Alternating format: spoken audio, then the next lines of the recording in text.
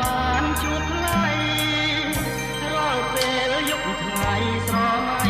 ភក្ត្រាសូមប្រណីខ្ញុំប្រកំប្រាសូមស្នេហាក្រែងចិនសាបាបាយបា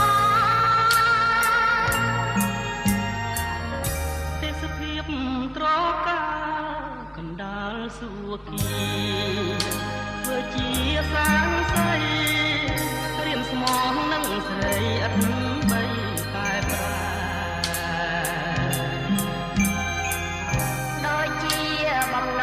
ងដែលអូនបងរូបមករួមស្នេហ៍អូនព្រួយខ្លាចតែមិនខ្ម